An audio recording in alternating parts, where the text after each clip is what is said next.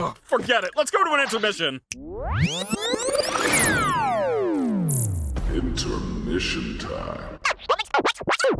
Who wrote the rule that said a thing with feathers absolutely has to fly?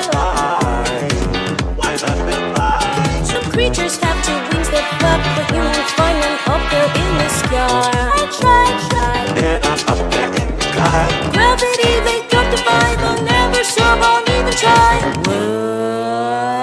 Have you heard? But these birds have been burning. Wings that flap, they've been supplied, but after death things went awry. Well, have you heard?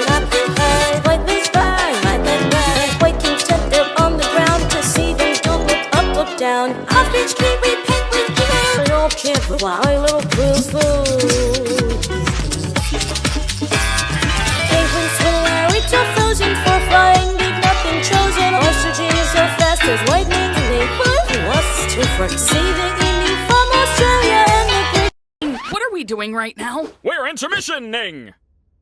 Why? Hello? And now back to the show.